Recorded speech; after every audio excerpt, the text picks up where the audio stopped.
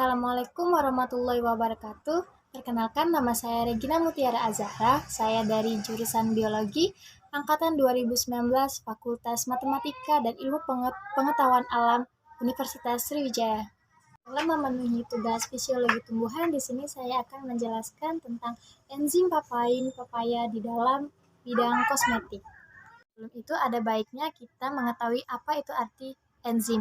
Enzim merupakan salah satu senyawa kompleks, yaitu koloid, yang merupakan katalis organik yang diperoleh dari sel hidup tetapi tidak dapat diproduksi sendiri. Dapat pada makhluk hidup itu lebih dari 20.000 sampai 30.000 di dalam sel tubuh. Sendiri terdiri dari protein seluruhnya atau yang disebut dengan apoenzim yang tidak dapat diuraikan, dan juga enzim non-protein atau kelompok protestik. Sifat-sifat di dalam enzim yang pertama itu enzim berfungsi sebagai biokatalisator. Kemudian enzim juga merupakan suatu protein. Yang ketiga itu enzim bekerja secara spesifik, enzim bekerja secara bolak-balik, dan juga enzim merupakan suatu koloid. Cara kerja dari enzim itu sendiri yaitu mengikat ke satu atau lebih molekul reaktan. Nah, molekul-molekul itu disebut dengan substrat. Mekanisme cara kerja enzim. Mekanisme cara kerja enzim itu terbagi menjadi dua teori, yakni teori lock and key dan juga teori induced fit atau kecocokan. Yang pertama itu teori lock and key, yang dimana enzim mempunyai sisi aktif yang kemudian substrat akan menempel pada sisi aktif si enzim, dan enzim dan substrat akan menjadi satu dan menghasilkan suatu produk. Dan yang kedua itu teori induced fit atau kecocokan, yang dimana si enzim mempunyai bentuk yang fleksibel dan kemudian akan menyesuaikan bentuknya itu dengan si substrat. Kemudian substrat akan menempel kepada enzim dan kemudian akan menghasilkan suatu produk. Kemudian ada beberapa faktor yang dapat mempengaruhi keaktifan enzim, yaitu konsentrasi, substrat, pH, buffer, temperatur, waktu, radiasi, dan juga tekanan tinggi.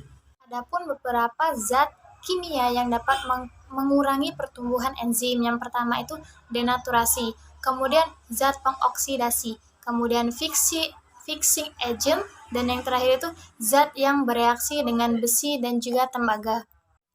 Enzim sendiri terbagi menjadi dua jenis, yakni enzim hidrolase dan enzim desmolase. Enzim hidrolase contohnya itu seperti enzim amilase, enzim maltase, enzim pektase, dan lain-lain sebagainya. Kemudian enzim desmolase. Enzim desmolase merupakan suatu enzim yang terbentuk karena pecahan dari reaksi oksidasi reduksi sehingga mengandung enzim katalase.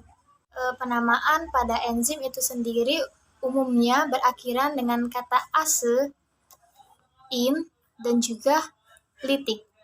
Misalnya enzim lipase, enzim amilase, dan lain sebagainya.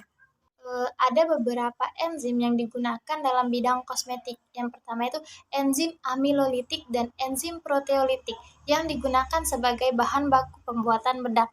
Kemudian enzim tripsin, lipase, dan distase dapat digunakan untuk bahan pencuci atau pembersih kulit. Kemudian enzim proteolitik juga dapat digunakan dalam operasi pembedahan luka-luka dengan mencampurkan streptodomas.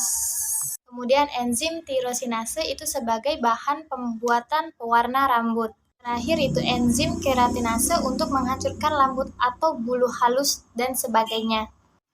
Beberapa enzim juga dapat ditemukan di dalam buahan dan juga sayuran, seperti di dalam timun, tomat, bayam, kacang, wortel, jeruk, apel, dan juga pisang.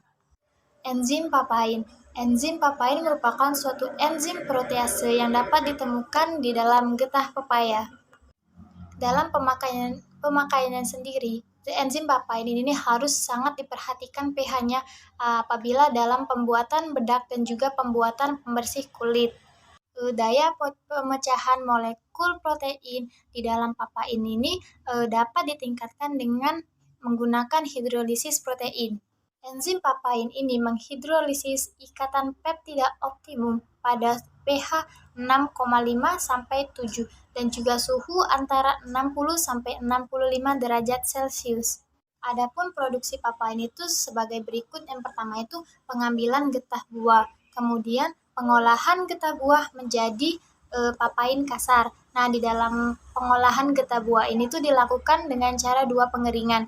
Yang pertama itu pengeringan dengan menggunakan sinar matahari, dan yang kedua tuh pengeringan dengan pengering kabinet. Dalam bidang kosmetik, enzim papain itu dapat digunakan sebagai facial wash. Kenapa digunakan sebagai facial wash? Karena enzim papain ini dapat bermanfaat untuk mencegah penuaan dini, dan juga enzim papain ini nih mengandung vitamin A, yang dimana vitamin A ini bisa meluruhkan sel kulit mati dan juga menjaga kulit agar tetap lembut serta lentur. Mungkin sekian presentasi dari saya. Apabila ada salah kata, saya mohon maaf. Kepada Allah saya mohon ampun. Wabillahi taufiq wal hidayah. Wassalamualaikum warahmatullahi wabarakatuh.